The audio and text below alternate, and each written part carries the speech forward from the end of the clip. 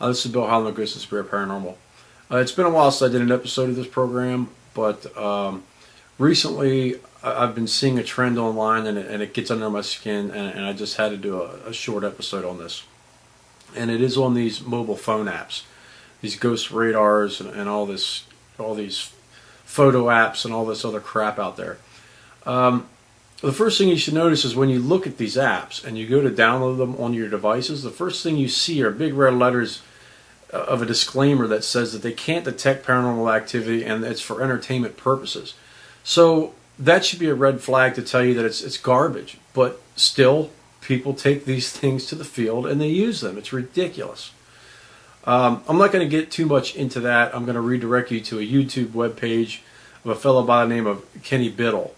And he gets into pretty good detail about this, and he gets directly to the point.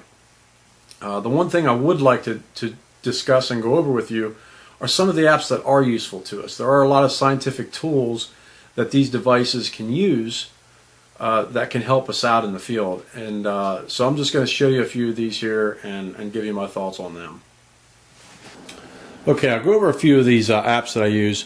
All of these apps that I'm going to show you here were all free. I did purchase the upgrade on the EMF detector. It was a silly icon, but it's a pretty good tool, and it works using the magnetometer built into the iPad. Now, I just zeroed that out to the ambient EMF in the room right now. Let me re-zero that. I had the phone laying next to it. Okay, I just zeroed it out to the ambient temperature, or the ambient EMF in the room. Now, I will turn on my cell phone here, and I'll hold it down there to show you that it reads it. I'll take it away, bring it down, and it's very sensitive. This thing, it picks up my microwave from across the kitchen. So it is a pretty accurate little tool, and it's pretty handy. You know, if something were to happen to your EMF detector, or you wanted a second EMF detector, this is, like I said, it's a free app. This one here is a I guess you would call it it's a seismometer is what it is, but some people call them geophones. You can call them, you know, whatever you want to call it. Now what's nice about this is it actually logs the data, and you can review and go over the analysis later. And right now it's sensing. I don't know if you can see it, but there's a line going across the bottom here, and I'll tap on the table here just so you can see it. And it's right here where you can see where I just did my 3 taps. And stop the sensing, and you go over the analysis, and you can scroll through the data, and you can of course resize it. They have all the measurements on the side, so you can see the frequencies of all the vibrations. Another nice little handy tool. This is basically, it's a display of all of the sensors that are in the iPad. You have your accelerometer, which measures movement of the iPad itself, the gyroscope, which is on the x-axis, and the magnetometer. Just to show you that works. See, if you keep your eye on the magnetometer, I'm going to wave a magnet over top of this, and you're going to see those numbers off to the right just completely spike. You see that? I don't know if you can see that or not. Let me try to zoom in on it a little bit.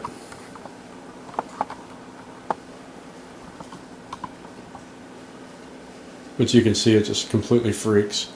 So that's a pretty handy little tool. You can pick up EMF with that tool also. And there again, you can, let me get back to that real quick so show you a little feature here. You can actually record the data. If I can get there, turn it on. It's recording right now. And it's recording. Now I'll turn it off. And you can email that data to yourself. So that's a pretty handy little thing too, because it records the data and you can go over the information again later. You have a decibel reader. Pretty average, simple little tool. It allows you to measure the decibels of the sound in the air. And the display, again, you can send the data to an email, which is pretty nice. We have a voice recorder. You can actually record audio on this thing. Another free download. Pretty cool. You know, your typical flashlight. I'm not even going to get into that. You have a compass.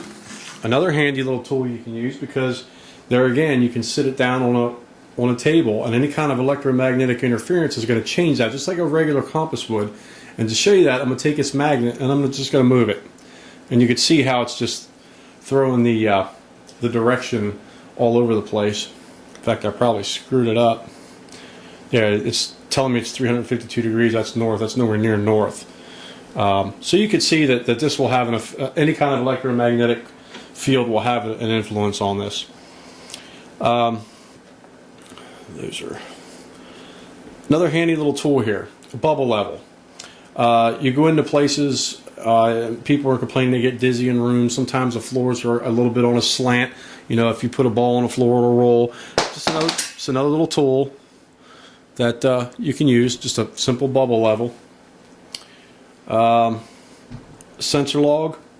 Another nice little program. This one will show you your GPS location, where you're at right now on a it looks almost like it's Google Earth. It may not be. Here again you have some features. You have your accelerometer, that's the motion of the iPad itself. The magnetometer. There again, if I move my magnet around here, you're going to see it spike. Let me let that clear out of the way and I'll swing that by it again. There, reset. You can see it's a huge magnetic interference error, and it'll log that. And you have your core motion and your gyroscope, just like your other tools. Pretty handy little tool also. This one here has potential to be a really useful tool. Now you see television shows where people will have these plasma balls, and the hopes are that, you know, if something touches it, you'll see it. This is another good example, and you can also use it to replace these touch pads, these yes/no touch pads and all this stuff. If you touch it, not only will it change the current on the screen, but it'll make a sound, which is pretty nice. So that could be a handy little tool just to sit on a table and throw a camera on it just to see if something happens. So there are some useful apps out there that we can use, but for the most part what we're seeing on these television shows are nothing more than garbage. So till next time.